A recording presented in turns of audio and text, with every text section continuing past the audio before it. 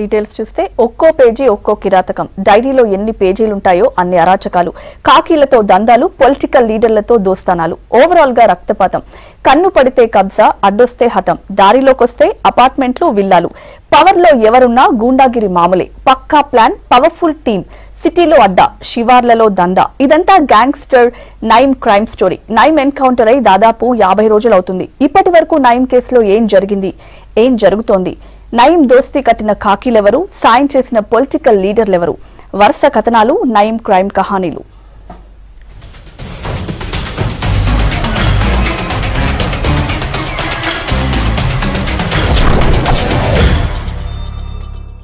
Jet speed తో enquiry, gangster తో తెర వెనుక దందాలు నడిపిన పొలిటికల్ లీడర్ల పూర్తి వివరాలు రాబట్టే పనిలో ఉంది సిట్. వీలైనంత తొందరగా కేసుని కొలిక్కి తెచ్చేందుకు యత్నిస్తున్నారు అధికారులు. అటు నయీం ముఠా హత్య చేసిన వారివి సహజ మరణాలని రిపోర్ట్ ఇచ్చిన డాక్టర్లతో పాటు భూదందాలకు సహకరించిన రెవెన్యూ అధికారులపై కేసులు బుక్ చేస్తోంది సిట్.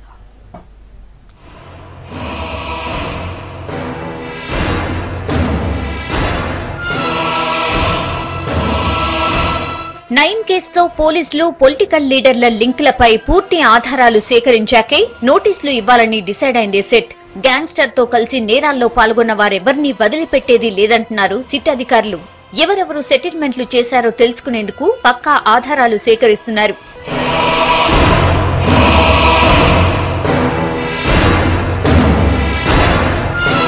ఇప్పటి వరకు దొరికిన ఆధారాలను పరిశీలన కోసం ల్యాబ్ కు పంపించారు అధికారులు. కేసు కొలిక్కి వచ్చేందుకు ఇంకా కొంత టైం పడుతుందన్న అధికారులు, రాజకీయ నాయకులు, పోలీసుల లింకుల ఆధారాలు తేల్చేందుకు స్పెషల్ టీమ్స్ ఏర్పాటు చేశారు.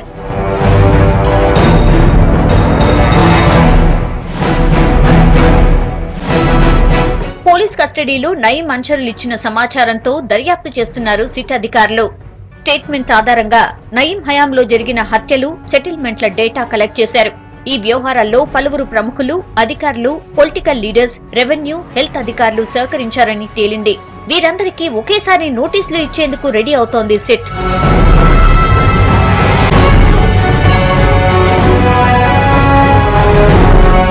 దర్యాప్తులో భాగంగా స్టాంప్స్ అండ్ రిజిస్ట్రేషన్ శాఖకి లేఖ రాసింది సిట్. అధికారుల ల్యాండ్ డీటెయిల్స్ కావాలని లేఖలో పేర్కొన్నట్టు తెలుస్తోంది. నయీం అండ్ గ్యాంగ్ చేసిన 24 హత్య కేసుల్లో 4 హత్యల్ని సాధారణ మరణాలుగా హెల్త్ ఆఫీసర్లు రిపోర్టులు ఇచ్చారని దర్యాప్తులో వెల్లడైంది.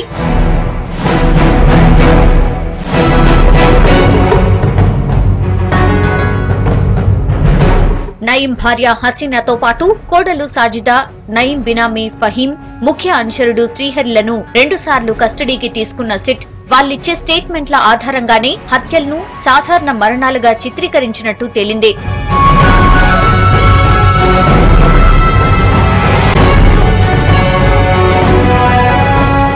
నయీం కేసులో పోలీస్ పొలిటికల్ లింక్స్ పై ఆధారాలు మొత్తం సేకరించాకే నోటీసులు ఇవ్వాలని డిసైడ్ అయ్యారు పోలీసులు. లీగల్ ఒపీనియన్ ను పక్కా ఫాలో అవుతున్నారు. నయీంతో కలిసి నేరాల్లో పాల్గొన్న వారు ఎవరు, సెటిల్మెంట్స్ చేసింది ఎవరు అన్నది తేల్చిన పోలీసులు పక్కా ఆధారాల్ని సేకరిస్తున్నారు. కేసు కొలిక్కి రావడానికి ఇంకా కొంత సమయం పడుతుందన్న సిట్ అసెంబ్లీ సమావేశాల్లోపే వారం రోజుల్లో ఖచ్చితమైన ఆధారాలు లభించిన రాజకీయ నాయకులు, నేతలకి నోటీసులు ఇస్తామని ఆఫ్ ది రికార్డ్ తేల్చి చెప్తున్నారు.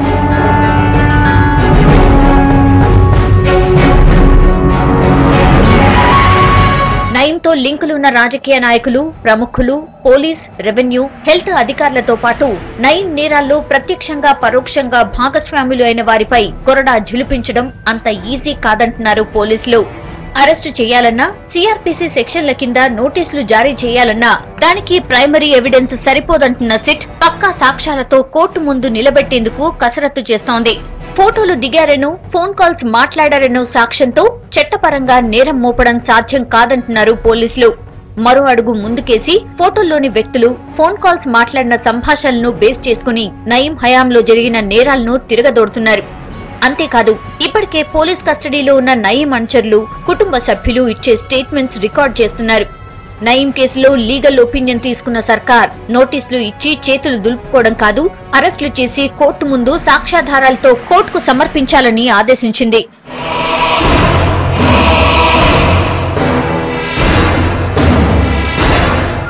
అసెంబ్లీ వర్షాకాల సమావేశాల్లోపు కేసు కీలక మలుపు తిరుగుతుందని సంకేతాలు ఇస్తున్నారు పోలీసులు.